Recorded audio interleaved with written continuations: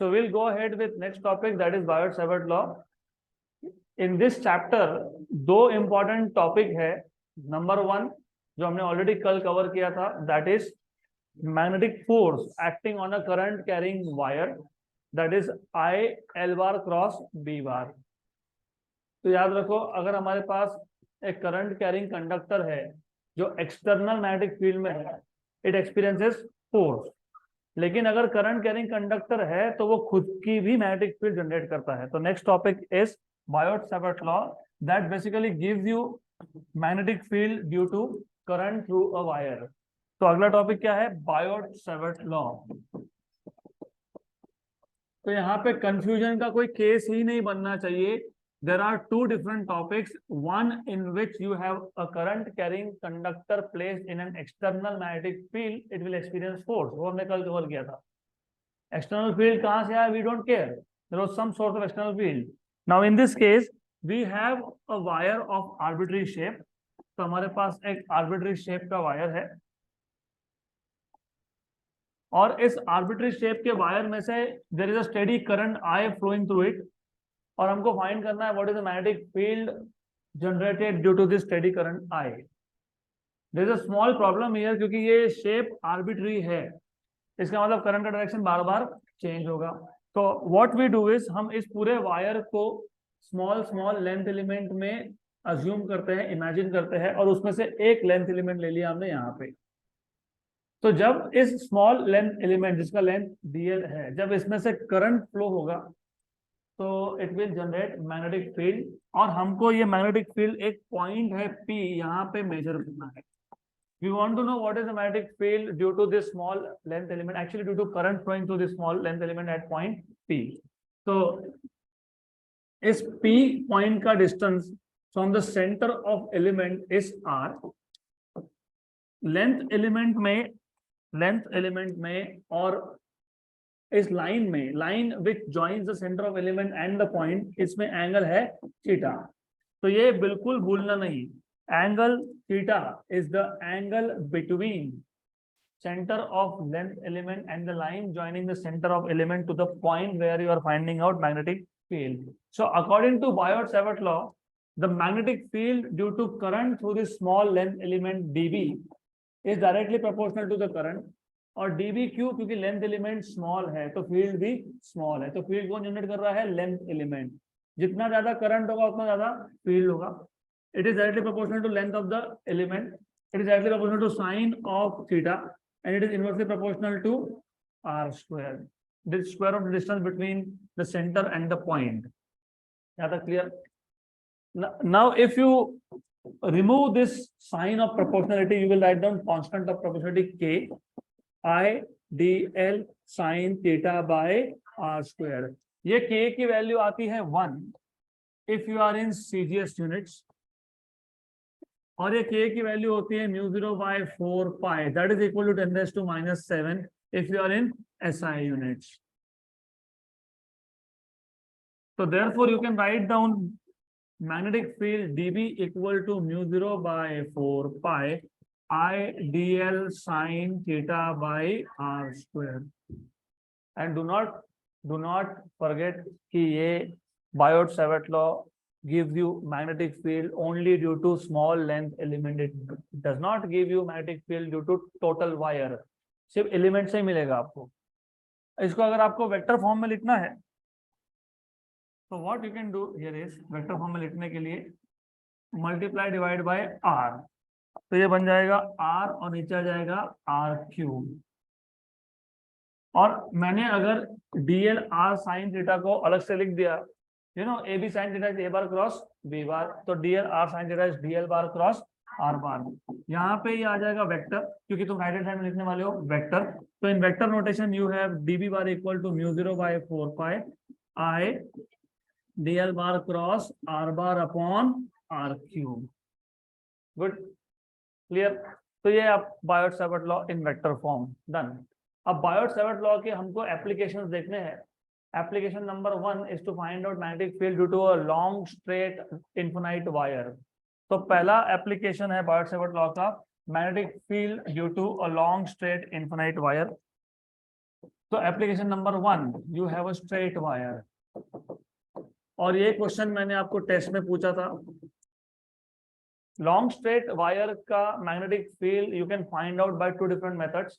एक है Biot-Savart law, दूसरा है एम्पियर्स लॉ। मैंने पूछा था बायोट-सावर्ट लॉ, बाकी कुछ लोगों ने लिख दिया एम्पियर्स लॉ, तो मार्क 0 मिलता है उसका। तो यू हैव टू नो कि there are 2 methods by which you can find out what is the magnetic field due to long straight wire. हमारे पास एक लॉन्ग स्ट्रेट वायर है and the length is infinity. तो you have a long straight wire, इसका length है infinity. इस infinite length के wire से एक स्टेडी करंट पास हो रहा है, so there is a steady current flowing through the wire, the steady current is I. तो स्टेडी करंट यहां से आएगा माइनस इंफिनिटी से, और कहां जाएगा, plus infinity. There some point P over here, जहां पे हमको फाइंड करना है what is the magnetic field due to this long straight wire. और इस P पॉइंट का perpendicular distance, minimum distance, this is not minimum distance, this is not minimum distance, this is minimum distance here. तो perpendicular distance of point P from the wire is R। Biot Savart law apply करना है तो फिर आपको Biot Savart law देता है magnetic field due to only a small length element. तो इसका मतलब हमको इस पूरे वायर को इमेजिन करना पड़ेगा to be made up of large number of length elements, and one such length element is, let us say here, यहाँ पे एक लेंथ एलिमेंट ले लिया मैंने, इसका लेंथ है DL। इस लेंथ एलिमेंट का ओरिजिन से, इसको मैं ओरिजिन मान रहा हूँ, डिस्टेंस है L। Then if you remember the process, process ये है कि एलिमेंट के सेंटर से जिस पॉइंट पे तुमको फील्ड फाइंड करना है, क्या करते हो, स्ट्रेट लाइन ड्रॉ करते हो। तो एलिमेंट के सेंटर से जिस पॉइंट पे तुमको फील्ड फाइंड करना है, क्या कर लिया, स्ट्रेट लाइन ड्रॉ कर लिया, इसको क्या बोल दिया, R। फिर अगर आपको याद होगा, लेंथ एलिमेंट में और इस लाइन में एंगल होता है थीटा। क्या होता है, थीटा। तो this angle over here is theta, and this angle is 180 minus theta, मतलब पाई माइनस थीटा। तो ये है पाई minus theta. Clear, good, is this clear? तो अब सबसे पहले you will find out what is the magnetic field due to this small element at point P, that is given by Biot-Savart law. So according to Biot-Savart law, you have dB equal to mu 0 by 4 pi IDL sin theta by R square, IDL sin theta by R square. Clear? पक्का पक्का clear? तो what is the total magnetic field, तुमको find करना total magnetic field due to long straight wire. तुमने find करना magnetic field due to a small length element. तो total कैसे find करोगे, इंटीग्रेशन। तो total will be integration dB from minus infinity to plus infinity. ऐसा क्यों, क्योंकि तुमने एलिमेंट्स कैसे इमेजिन किए, एक एलिमेंट यहाँ था, फिर एलिमेंट उसके बाद भी था, फिर एलिमेंट यहाँ पे भी था, फिर एलिमेंट यहाँ पे भी था। तो एलिमेंट्स कहाँ से कहाँ तक है, minus infinity to plus infinity. तो हर एक एलिमेंट में से करंट जब पास होगा तो हर एक एलिमेंट P पॉइंट पे क्या जनरेट करेगा, मैग्नेटिक फील्ड। तो टोटल मैग्नेटिक फील्ड कैसे फाइंड करोगे, integration from minus infinity to plus infinity. तो अगर आपके पास लिमिट सिमेट्रिक हो तो इसके 2 टुकड़े कर सकते हो, you can split the integration into 2 parts, minus infinity to 0 and 0 to plus infinity. तो माइनस इंफिनिटी से 0 मतलब lower part of the wire, और 0 to infinity is the upper part of the wire. तो ये जो मैग्नेटिक फील्ड है, it is coming from lower part of the wire and this is coming from upper part of the wire, but due to symmetry, lower part of the wire and upper part of the wire will give you same contribution, right? But magnetic field from lower part and upper part will have same contribution, that will be equal to 0 to infinity dB. So therefore total field B will be B lower मतलब B upper plus B upper 2 times of B upper। आप बोलोगे B upper क्यों लिखा, lower क्यों लिखा, कोई फर्क नहीं पड़ता, मुझे सिर्फ लिमिट माइनस नहीं चाहिए था, तो मैंने इसलिए अपर पार्ट लिख लिया। तो this is equal to 2 integration from 0 to infinity dB। Therefore B equal to 2 integration from 0 to infinity dB। लेकिन dB क्या है, 4 pi IDL sin theta by R square। Take out all the constants, mu 0 by 4 pi constant, I constant,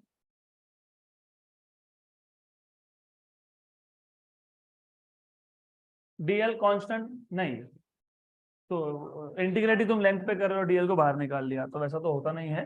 तो you should know पहले तो एक चीज याद रखना, sine of theta is sine of pi minus theta, sine of 180 minus theta sine theta. अब ऐसा क्यों लिखा, क्योंकि अगर मैं यहाँ पे ट्राइंगल कंसिडर करता हूँ तो ये राइट एंगल ट्राइंगल है, इसका एडजेसेंट साइड पाई माइनस थीटा का एडजेसेंट कौन है एल, अपोजिट कौन है आर, हाइपोटेन्यूज कौन है small R, what is sine theta, opposite upon opposite कौन है, हाइपोटेन्यूज कौन है स्मॉल आर, तो सब्स्टिट्यूट करो। तो for sure constant for sure कौन है, μ0/4 पाई कांस्टेंट है, आई भी कांस्टेंट है, इतना पक्का है ये कांस्टेंट्स है। Integration from 0 to infinity D L upon R square capital R by small R, then 2 μ0/4 pi I R, क्योंकि परपेंडिकुलर डिस्टेंस कभी भी मिनिमम डिस्टेंस होता है, मिनिमम डिस्टेंस कभी भी कांस्टेंट होता है, तो ये कांस्टेंट है आर, ये आ गया dl/r³ from 0 to infinity. But if you see r square equal to L square plus R square, r square equal to L square plus R square, तो r equal to L square plus R square raise to half, तो r³ equal to L square plus R square raise to 3/2, तो ये substitute कर दो,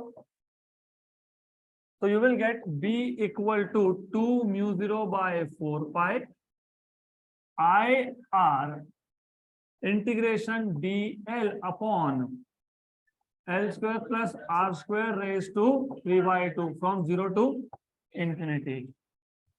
इसके बाद मैंने आपको बताया था इंटीग्रेशन सॉल्व करने के चक्कर में पढ़ना मत, ये स्टैंडर्ड इंटीग्रल है, 1/r² आता है ये, this is standard integral which turns out to be 1/r²। तो b equal to 2 μ0/4 pi I R और 1/r², आर हो गया कैंसल, तो b equal to μ0/4 pi 2I/r, this is magnetic field due to a long straight wire at a perpendicular distance r from it। Clear है तक? तो Biot-Savart law बोला होगा तो ये अप्रोच वहां पे दिखना चाहिए, नहीं तो एम्पियर्स लॉ लगाओगे तो 0 मिल जाएगा, और एम्पियर्स लॉ पूछा होगा तो ये लिखोगे तो 0 मिल जाएगा। दोनों टाइप से क्वेश्चन पूछते हैं। Derive an expression for magnetic field due to long straight wire using Biot Savart law या यूजिंग एम्पियर्स लॉ। इसके बाद है आर्बिट्री शेप का वायर। तो second application is arbitrary shape wire, बराबर ना? हाँ आई नो, बट वो मैं लेने नहीं वाला हूँ, इसके बाद लूंगा, मतलब I will take it but after this. तो आर्बिट्री शेप बराबर ना, आर्बिट्री शेप, हाँ मैं चेक कर रहा था, आर्बिट्री शेप तो तुमने यहाँ से स्टार्ट किया, उसके बाद क्या है? अरे सर्कुलर आर्क, आर्क दिख रहा है, A B arc, force between two long parallel wires मैं बाद में लूंगा, ये क्योंकि कंटिन्यूटी में है। इसके बाद एक सर्कुलर आर्क है आपके पास, उसका आपको फाइंड करना है मैग्नेटिक फील्ड, कहाँ पे? At the centre. तो second application is magnetic field at the centre of circular arc. So at the centre of circular arc, at the centre of circular arc.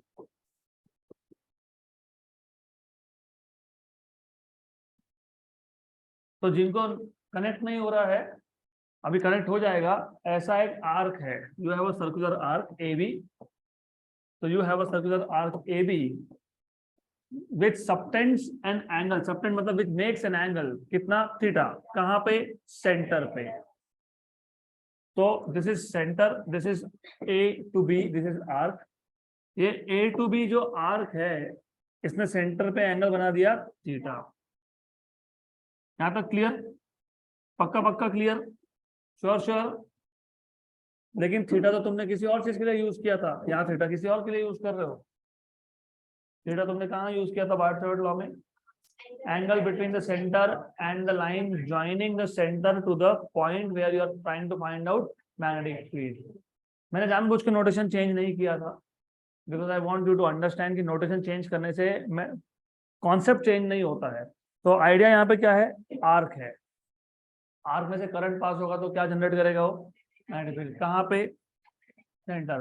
तुमको क्या फाइंड करना है? Magnetic field at the centre. तो यहाँ से एक steady current है आई। Method क्या था? स्मॉल लेंथ एलिमेंट, मतलब आप आर्क ए बी को इमेजिन कर लोगे to be made up of length elements, उसमें से एक लेंथ एलिमेंट ले लोगे आप, इसका एंगल कितना है डी थीटा। तो जब करंट इसमें से पास होगा तो यहाँ पे इसका लेंथ कितना है डीएल, तो जब करंट इस लेंथ एलिमेंट से पास होगा वो क्या जनरेट करेगा, मैग्नेटिक फील्ड, कहाँ पे, सेंटर पे, ये लेंथ कितना है डीएल। तो what is magnetic field due to this length element, mu 0 by 4 pi I D L sine, वापिस आ गया थीटा। That is why I told you कि मैं जानबूझ के यहाँ पे नोटेशंस को मिक्स कर रहा हूँ कि एग्जाम में एमसीक्यू या फिर न्यूमेरिकल्स में गलती नहीं होनी चाहिए। ध्यान यहाँ होगा तो गलती नहीं होगी, अगर ध्यान नहीं होगा तो फिर गलती पे गलती होगी। तो the idea here is centre of the element से जिस पॉइंट पे आपको फील्ड फाइंड करना है, सेंटर से जिस पॉइंट पे फील्ड फाइंड करना है वहां पे स्ट्रेट लाइन ड्रॉ करते हो, फिर सेंटर के साथ इस स्ट्रेट लाइन ने कितना एंगल बनाया, इसको तुम अभी तक थीटा बोल रहे थे, अभी मैं बोलने वाला हूं इसको अल्फा। जानबूझ के मैं इसको अल्फा बोल सकता था, मैं इसको डी अल्फा बोल सकता था, लेकिन यहाँ पे कंफ्यूजन होना ठीक एग्जाम में नहीं होना चाहिए। अल्फा कितना है यहाँ पे 90 है ना, दिख रहा है ना 90, तो व्हाट इज साइन 90 1।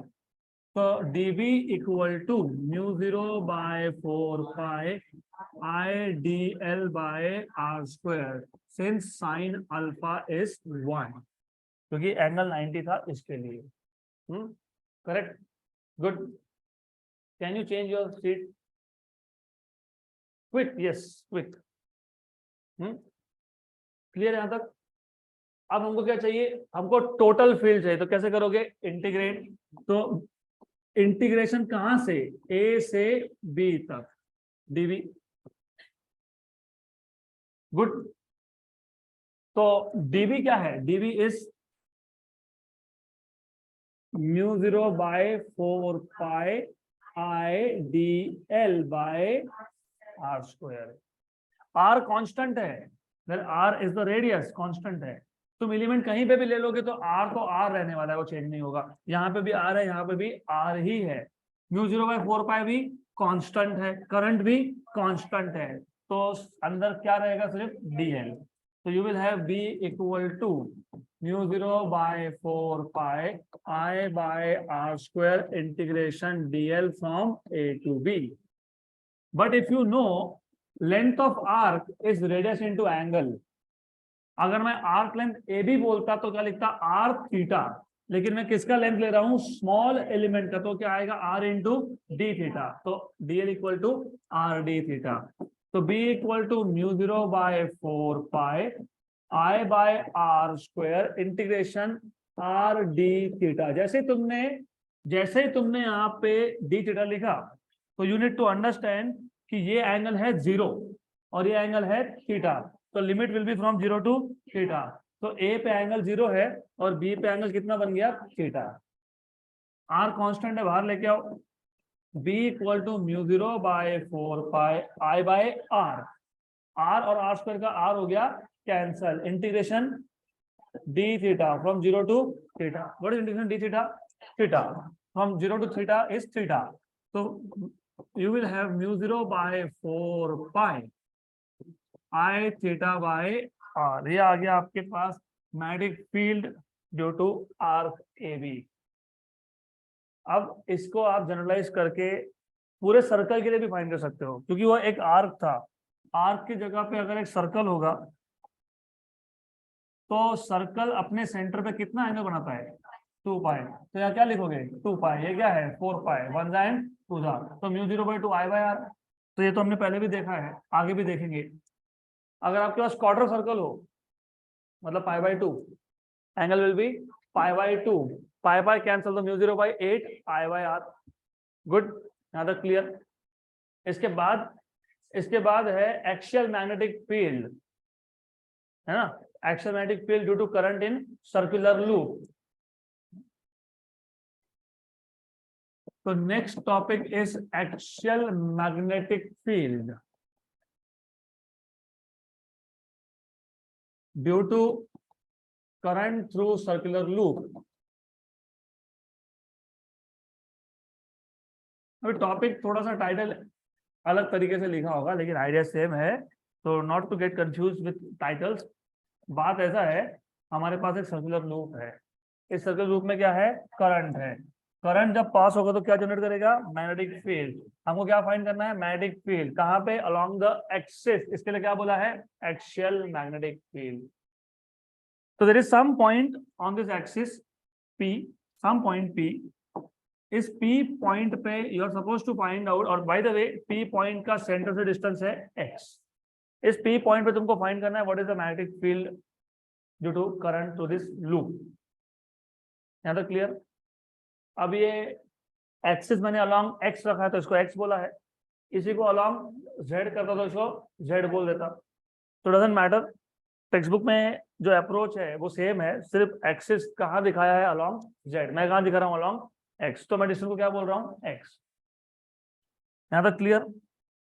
हमको फील्ड फाइंड करना है। अब तक हमने फील्ड फाइंड करने के लिए एक ही मेथड सीखा है, बायोट-सैवर्ट लॉ। मतलब मुझे इमेजिन करना पड़ेगा दैट दिस सर्कुलर लूप, और क्लोज सर्किट बोला होगा उसको, सर्कुलर लूप क्लोज सर्किट सब एक ही चीज है। तो मुझे इस सर्कुलर लूप को इमेजिन करना पड़ेगा to be made up of large number of small length elements. तो पहला लेंथ एलिमेंट मैं यहां ले लेता हूं, तो I will take length element over here, और ये जो सर्कल है इसका रेडियस मैं मान लेता हूं a, स्मॉल a, तो रेडियस इज स्मॉल a। ये लेंथ एलिमेंट का लेंथ कितना है, dl। प्रोसेस अगर याद होगा तो प्रोसेस ये है कि सबसे पहले तुम सेंटर ऑफ द एलिमेंट से जिस पॉइंट पे तुमको फील्ड फाइंड करना है वहां तक एक स्ट्रेट लाइन ड्रॉ करो, इसको बोल दो r। क्या बोलोगे इसको, r। तो सपोज ये वो एलिमेंट था और ये वो एलिमेंट है और ये एक्सियल पॉइंट है, बराबर। तो तुमने क्या किया, सेंटर ऑफ द एलिमेंट से उस पॉइंट तक क्या ड्रॉ कर दिया, स्ट्रेट लाइन।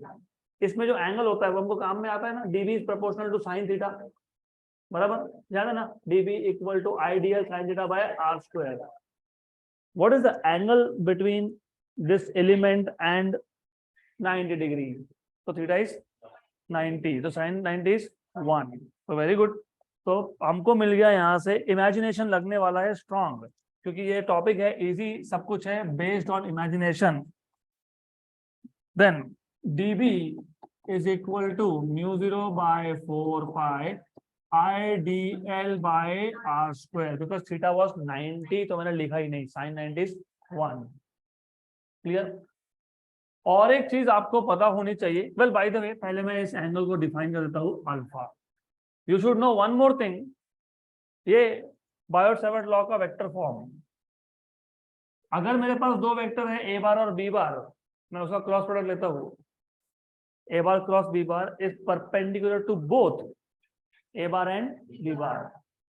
तो यहाँ पे जो डीबी बार तुम लिख रहे हो मैग्नेटिक फील्ड का direction, it will be perpendicular to both d l bar and R bar. तो वापस से आ जाओ उसी एग्जाम्पल पे, ये लेंथ एलिमेंट है, ये आर बार है, तो डी एल और ये आर, इन दोनों को परपेंडिकुलर कौन होगा, मैग्नेटिक फील्ड। इन दोनों को क्या होगा, मैग्नेटिक फील्ड, क्या होगा, magnetic field perpendicular. so my index finger, as you can see, it is perpendicular to both dl and r। तो मैग्नेटिक फील्ड ये परपेंडिकुलर है किसको, दोनों को, dl को भी और r को भी। तो मैं मैग्नेटिक फील्ड पहले यहाँ पे ड्रॉ कर देता हूँ। तो magnetic field in this case is perpendicular to both dl also and r also, बराबर।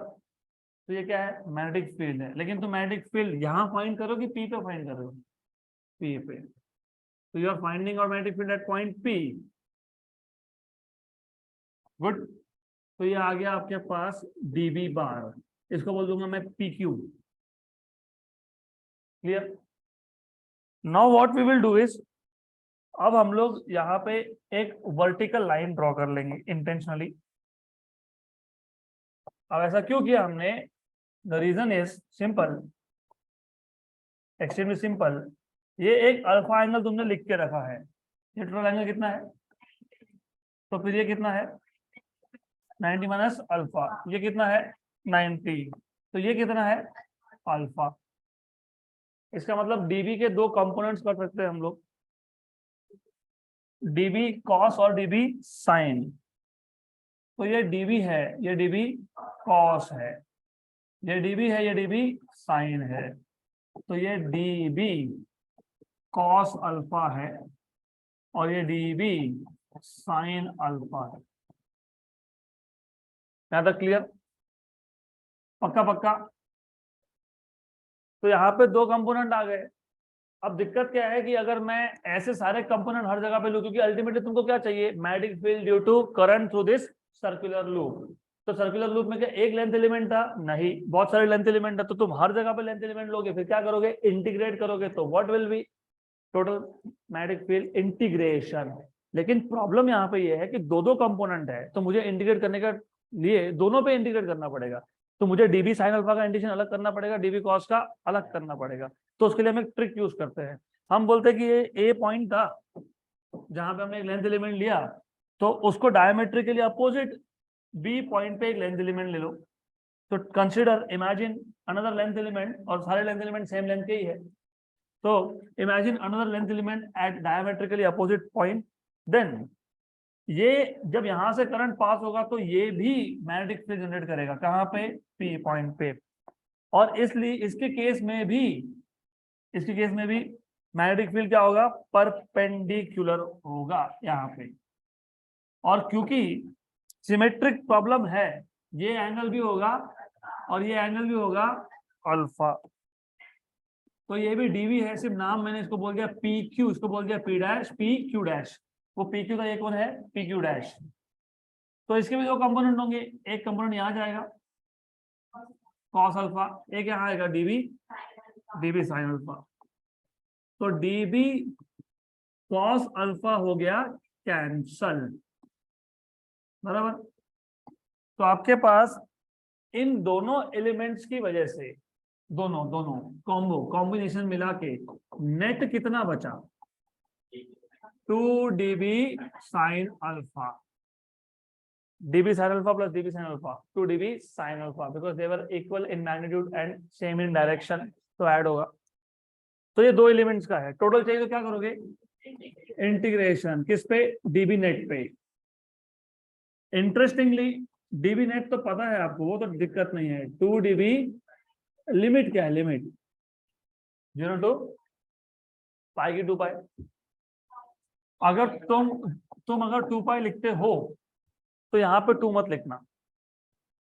ऐसा क्यों, क्योंकि देखो ये जो 2 dB साइन अल्फा है ना, ये दो एलिमेंट्स का मिला के है, डायमेट्रिकली अपोजिट दो एलिमेंट्स का मिला के है।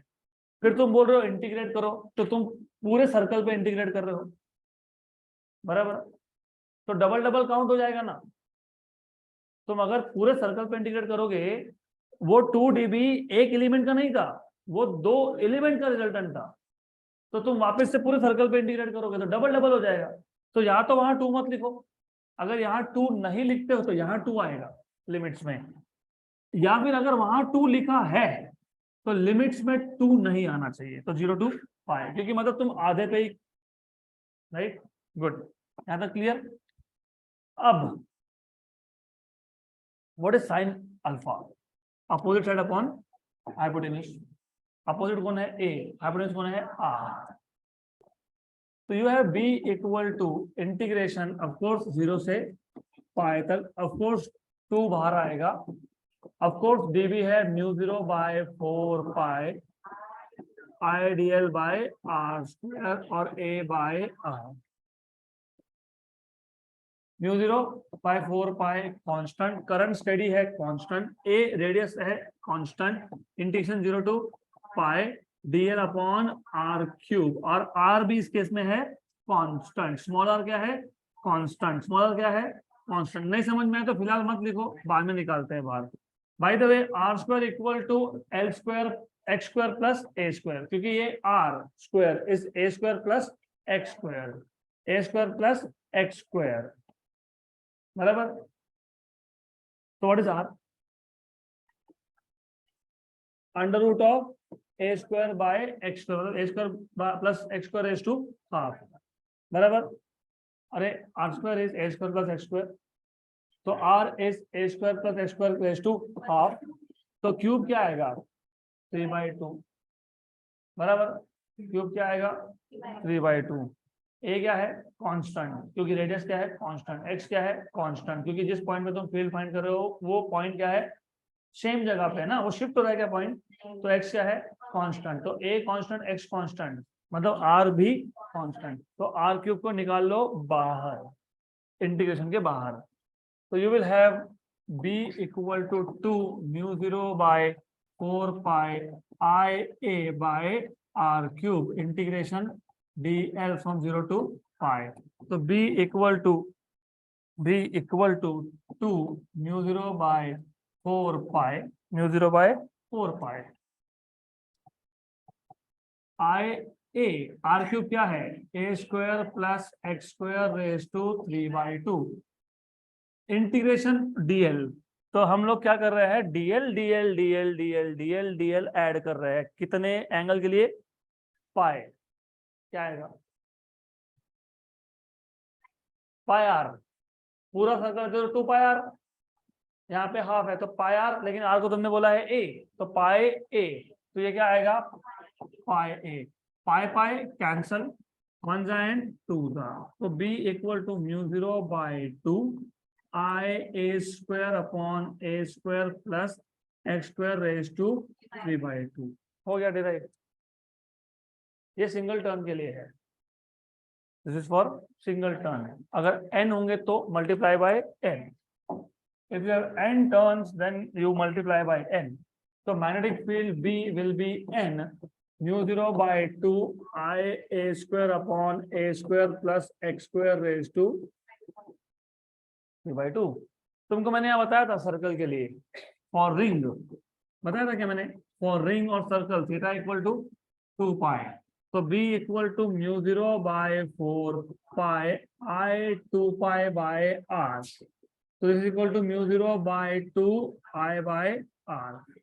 अब ये सेम फॉर्मूला इससे भी आ सकता है, इससे कैसे एक मिनट पहले लॉजिकली समझ लो, ये सर्कुलर लूप है क्योंकि एंगल कितना लिया 2 पाई, और तुम कहाँ फाइंड कर रहे हो सेंटर ऑफ द लूप पे, कहाँ फाइंड कर रहे हो, तो मुझे अगर magnetic field centre of the loop पे चाहिए, कहाँ चाहिए, तो ये जो P पॉइंट है इसको कहाँ सरकाना पड़ेगा सेंटर ऑफ द लूप, मतलब x की वैल्यू क्या करनी पड़ेगी 0, x की वैल्यू क्या हो जाएगी, x की वैल्यू क्या हो जाएगी, तो ये गया बराबर, नीचे बचेगा a स्क्वायर रेज टू 3/2, 2 और 2 गया, a क्यूब, ऊपर क्या है नीचे क्या है, तो नीचे क्या बचा a, तो mu 0 by 2 I by a क्या है रेडियस, आ गया same same same, yes exactly same, तो यहाँ और वहां दोनों से आ सकता है same answer,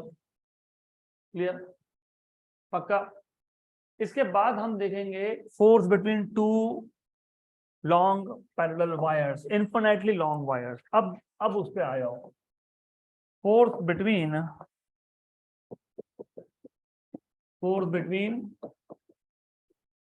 to infinitely long parallel wires। तो हमारे पास दो infinitely long parallel wires है, wire number 1 and wire number 2, और दोनों का लेंथ क्या है ऑलमोस्ट सेम, तो you have this wire number 1 and this wire number 2। यहाँ पे दो केसेस है, दो, एक है लाइक करंट्स, मतलब when the current both the currents are in the same direction, एक है unlike currents, one is going up other is going down. It is not like charges, to like charges repel each other, यहाँ पे two like currents attract each other, two unlike charges attract each other, यहाँ पे two unlike currents repel each other. तो यहाँ पे अगर दोनों का करंट का डायरेक्शन सेम हुआ suppose I1 is going up and I2 is also going up, तो दोनों अगर सेम डायरेक्शन में हुए, अगर दोनों के दोनों सेम डायरेक्शन में हुए तो ये क्या करेंगे, अट्रैक्ट करेंगे, they will attract each other.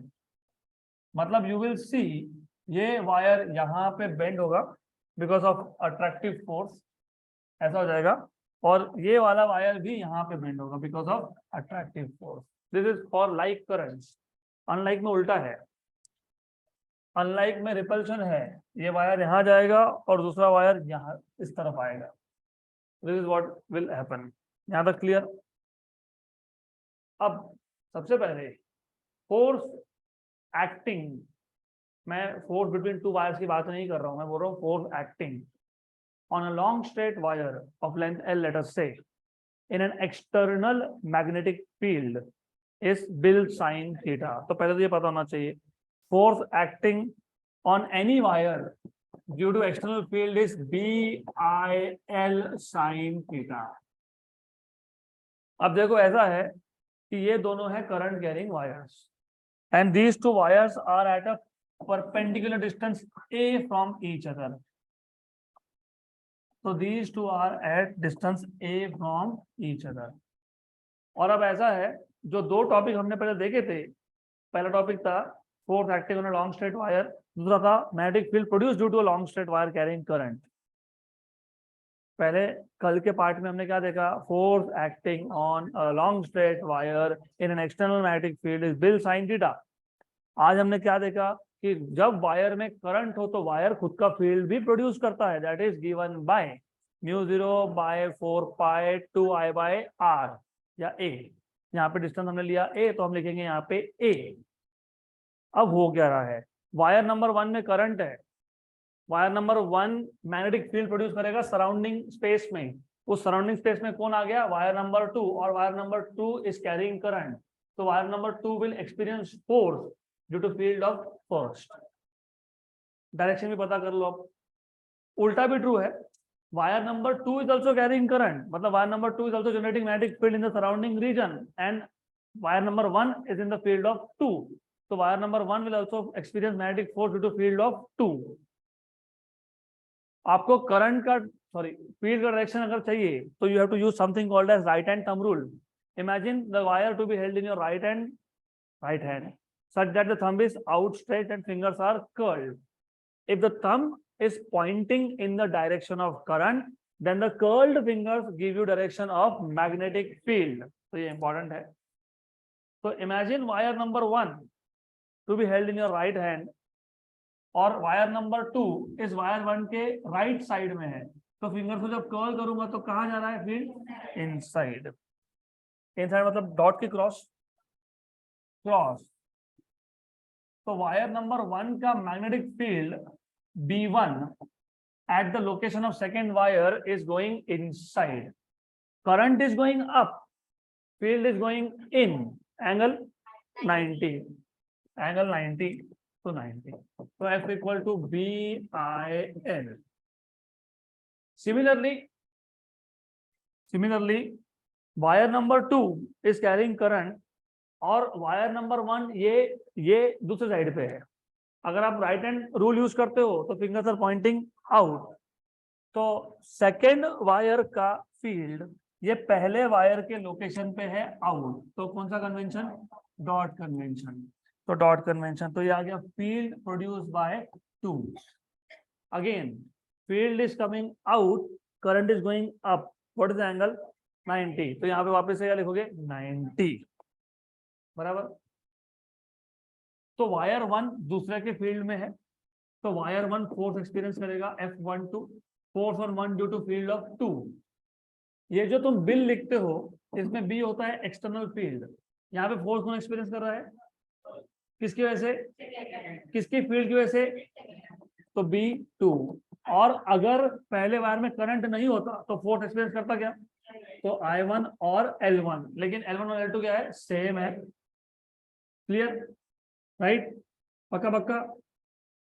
But if you remember magnetic field at perpendicular distance A is μ0/4π2I/a। तो सेकेंड का फील्ड तो यहाँ पे करंट भी 2 सब्स्टिट्यूट कर दो, तो F12 equal to μ0 by 4 pi 2I2 by A I1L. Similarly, second wire will also experience force due to field of first. So F21 B1 I2L. B1 आएगा जैसे तुमने यहाँ लिखा B2 μ0 by 4 pi 2I1 bye A और आ जाएगा I2 into L. सही है, पक्का पक्का. तो if you see force on 2 due to 1 and force on 1 due to 2, they are equal in magnitude, but of course opposite in direction. इसलिए तो attract करते हैं ना, इसको बोल देंगे हम लोग F. So this is the total force acting on wire 1 और wire 2. मुझे अगर सपोज पूरे वायर पे 50 न्यूटन का फोर्स है और वायर का लेंथ है 10 मीटर, तो पर मीटर में कितना, तो क्या किया तुमने, डिवाइड किसको किससे, फोर्स को लेंथ से. तो बस इस एल को इधर ला लो, खत्म, जस्ट शिफ्ट एंड डन. इसको बोल दोगे small F, where small F is force per unit length. Done, correct. ये लाइक करंट्स के लिए था. तो लाइक करंट्स के लिए फोर्स का डायरेक्शन होगा something like this. This is force acting on 2 due to field of 1. This is force acting on 1 due to field of 2 towards each other. Unlike current के लिए away from each other. Done. Good. इसके बाद होगा Ampere's law. Ampere's law और Gauss law दोनों almost same है, और पढ़ते वक्त याद रखना इलेक्ट्रोस्टैटिक्स के बाद डायरेक्टली मैग्नेटिक फील्ड स्टार्ट करना. करंट, इसलिए तो हमने ये किया ना, करंट इलेक्ट्रिसिटी पेंडिंग क्यों रखा, क्योंकि ज्यादा कनेक्टिविटी है इलेक्ट्रोस्टैटिक्स और magnetic field due to electric current में. कॉन्सेप्ट बहुत सेम है, वहाँ इलेक्ट्रिक फील्ड है या मैग्नेटिक फील्ड है, वहाँ स्टैटिक चार्ज है या मूविंग चार्ज है. वहाँ electric field is proportional to 1/r², है, यहाँ पे magnetic field is proportional to 1/r² है. वहाँ इलेक्ट्रिक फील्ड का डायरेक्शन फाइंड करते हो, यहाँ पे मैग्नेटिक फील्ड का डायरेक्शन फाइंड करते हो. इलेक्ट्रिक फील्ड का डायरेक्शन होता है away from positive charge towards negative charge. यहाँ पे मैग्नेटिक फील्ड का डायरेक्शन होता है depending on, long straight wire से करंट है तो curl along the curled fingers, अगर करंट कर्ल्ड फिंगर्स है तो अलोंग द थंब. तो बहुत ज्यादा कनेक्टेड है ये. और गॉस लॉ तुम यूज करते हो to find out electric field of extended charges. Correct. Gauss law का रूल क्या था, सपोज मेरे पास एक कंडक्टर है विच इज कैरिंग चार्ज, इसके ऊपर चार्ज है, हमको फाइंड करना क्या है, हमको फाइंड करना है electric field at some point. जिस पॉइंट पे इलेक्ट्रिक फील्ड फाइंड करना है उस पॉइंट पे एक तुम इमेजिनरी सरफेस ड्रॉ करते हो जिसको बोलते हो गॉसियन सरफेस. अंदर चार्ज था, वो क्या इमिट करेगा, इलेक्ट्रिक फील्ड लाइंस.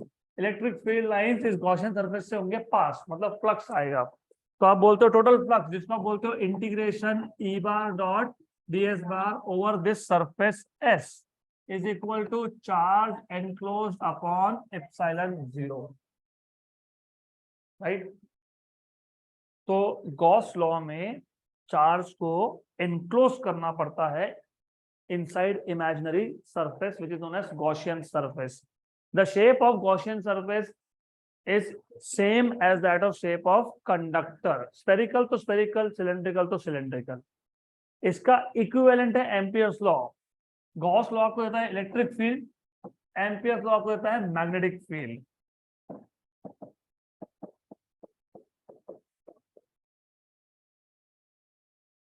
वहां पे तुम बोलते हो integration E bar dot D S bar, यहाँ बोलते हो integration B bar dot D L bar. वहां पे आप इंटीग्रेट करते हो सरफेस पे, यहाँ पे आप इंटीग्रेट करते हो लाइन पे. वो 2 डायमेंशनल प्रॉब्लम है, ये 1 डायमेंशनल प्रॉब्लम है. दिस इज इक्वल टू, वहां बोलते हो चार्ज एनक्लोज, यहाँ बोलते हो करंट एनक्लोज. वहां डिवाइड करते हो एप्सिलॉन 0 से, यहाँ मल्टीप्लाई करते हो म्यू 0 से.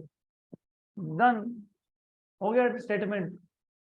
द लाइन इंटीग्रल ऑफ क्योंकि लाइन है ना, line one dimension of B bar dot D L bar is equal to mu zero into current enclosed.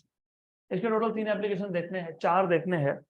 4 में से मैं 4 नहीं 3 होंगे। एक लॉन्ग स्ट्रेट वायर होगा, एक सोलेनॉइड होगा, एक टोरॉइड होगा। तो I will discuss only first 2 long straight wire which you already know by Biot-Savart law, you have already seen mu 0 by 4 pi 2 I by r। दूसरा है सोलेनॉइड। तो हम 2 डिस्कस करेंगे। इसका application number 1 long straight wire.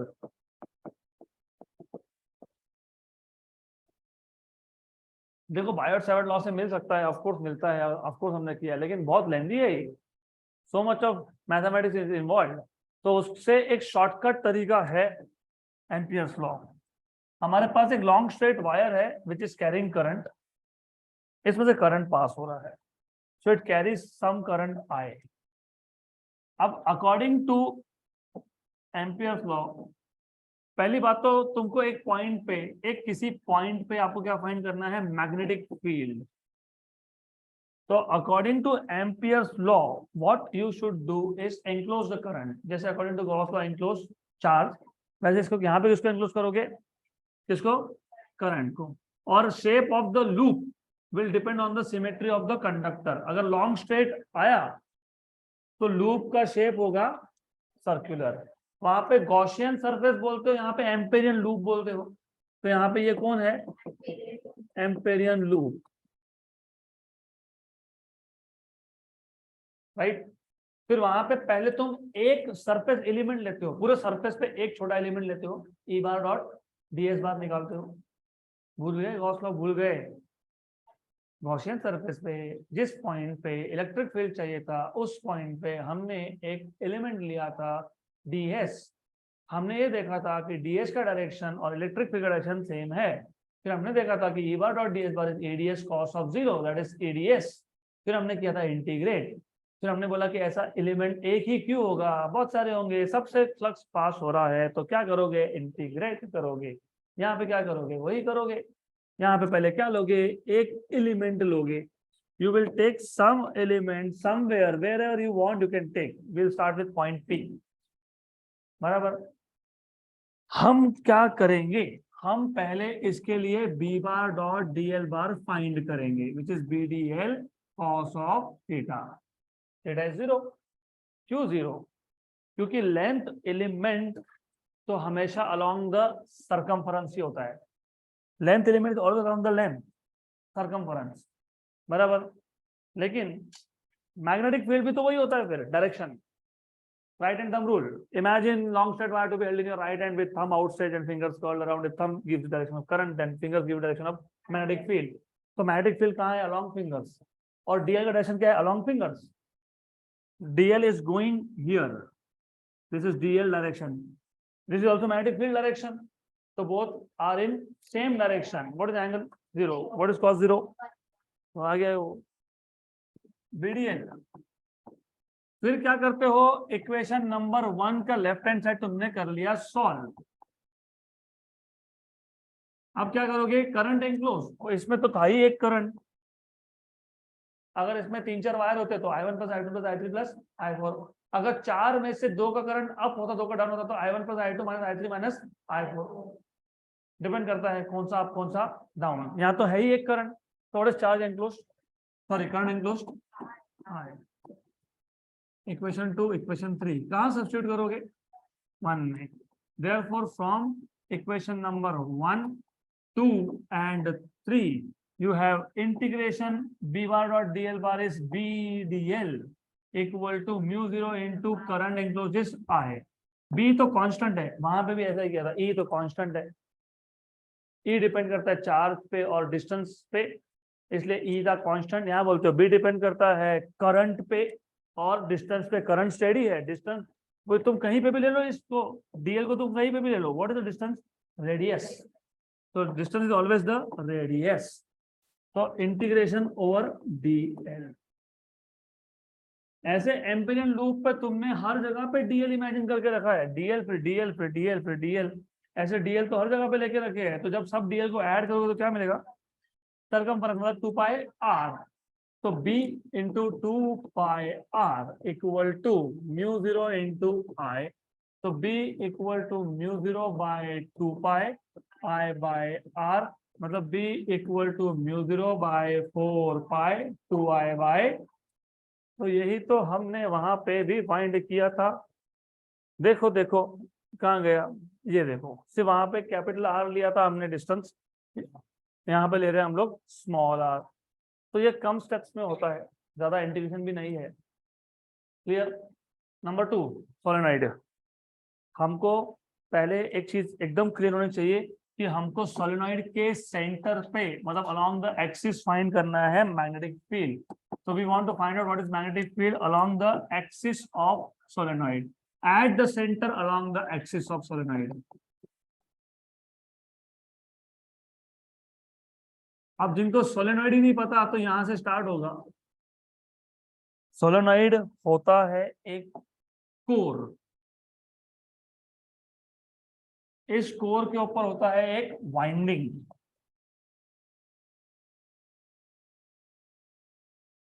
और बाद में इस सोलेनोइड को तुम मान सकते हो टोरॉइड।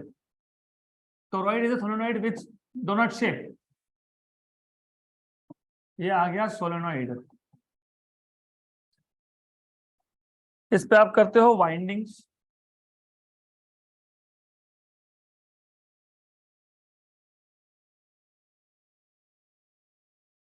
यहाँ तक क्लियर, पक्का पक्का clear, sure sure clear, yes no yes.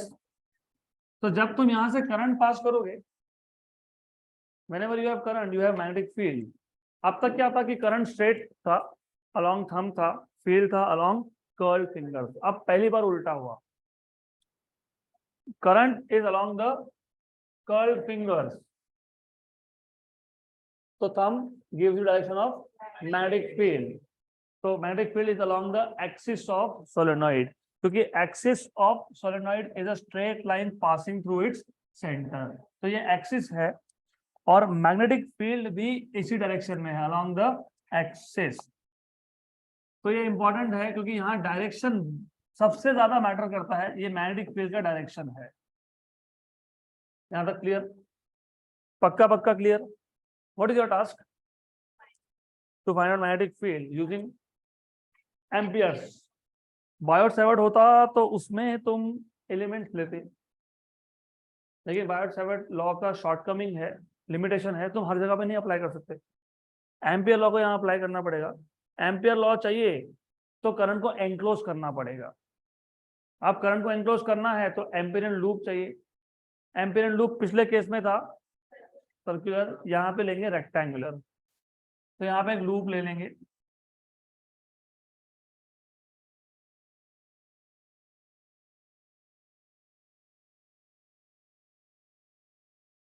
और जानबूझ के मैंने रेक्टेंगुलर लूप लिया है इंटेंशनली। इसको बोल दूंगा ए, इसको बोल दूंगा B, let us call this C, let us call this as D. कुछ नहीं है, 3 स्टेप्स है, 3। इसमें भी टोरॉइड में भी सेम है। Step number 1, write down what is the definition of Ampere's law. What is definition of Ampere's law? Integration over close loop B bar dot D L bar equal to mu 0 into current enclosed. Equation number 1। पहले B bar dot D L bar मतलब left hand side solve करो। तो left hand side में integration B bar dot D L bar over close loop. इस close loop के 4 parts है, A B, B C, C D and D ए।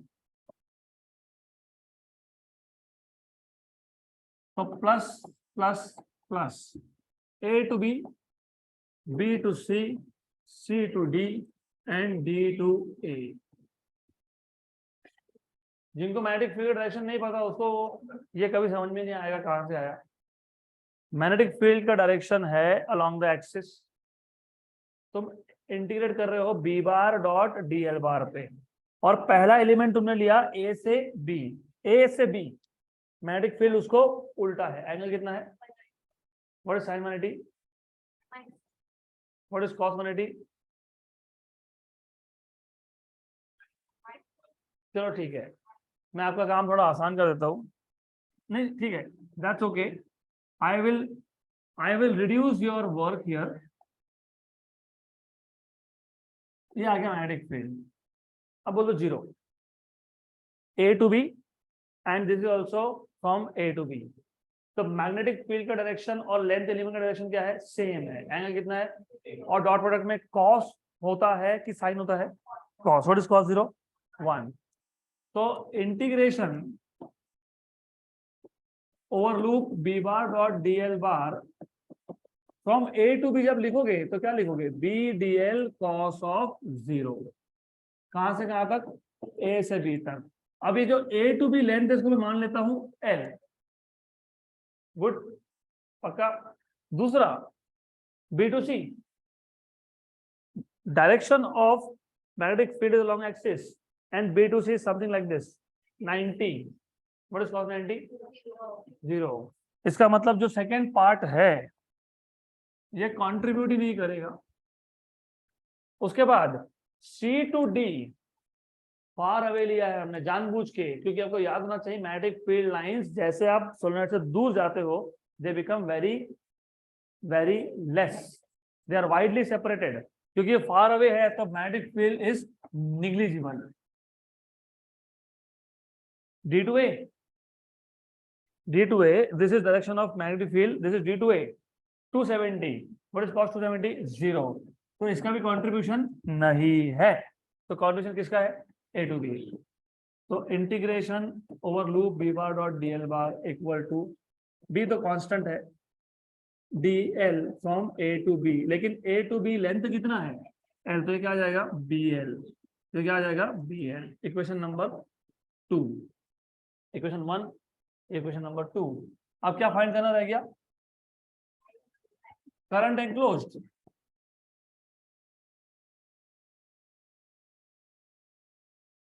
हमारे पास इसमें I current है, I